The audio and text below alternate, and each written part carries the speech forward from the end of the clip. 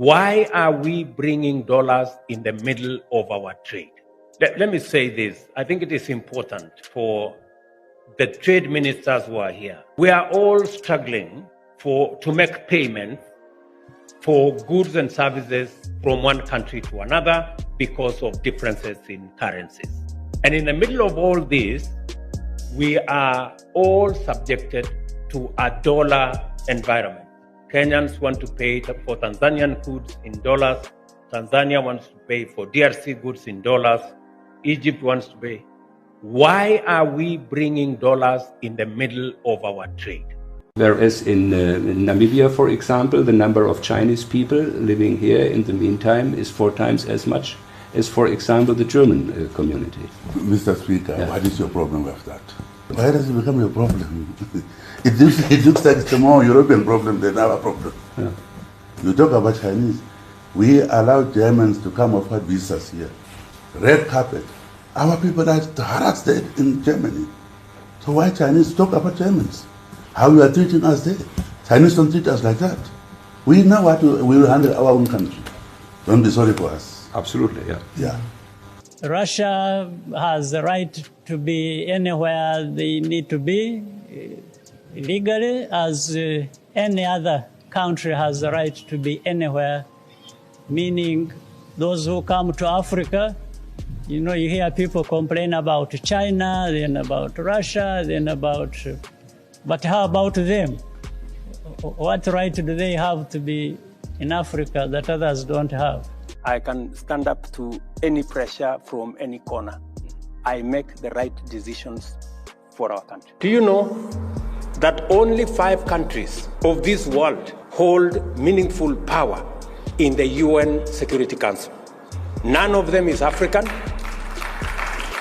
More than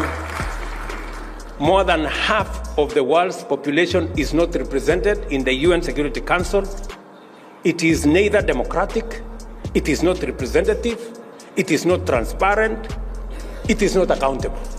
Africa has been arbitrarily and prejudicially profiled as risky for investment on entirely spurious grounds. You really need to stop this superiority complex nonsense about human rights. You think you are the only ones who respect human rights, or others it's about violating human rights. No, we've fought for human rights and freedoms of our people much better and more than anyone, including you people who keep talking about this nonsense.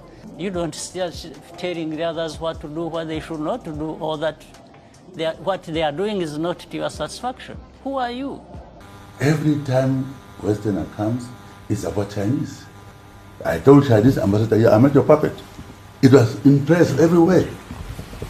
And so please, respect us. That's all I will say. If we don't respect ourselves, nobody is going to respect us. When we say African problems, African solutions, we must be serious about the solutions. What kind of outcome you expect where 50 heads of state are sitting? Everybody is asked for speak to 1.5 minutes. You speak to for 1.5 minutes. What kind of engagement are you going to get? You're going to get nothing. The best that you get is photographs. Photographs, they normally line us up somewhere, you know, crowd of 50 heads of state. You know, and that's all we come home with. Surely, are you sincere, you know, in engaging in a crowd? I played a key role as chair of the African Union during the COVID period. We felt like we were beggars when it came to vaccine availability, when we felt we needed access to vaccines, and the Northern Hemisphere countries had bought all the vaccines in the world, and they were hogging them. And they didn't want to release them at the time when we needed them most. And we felt like we were begging.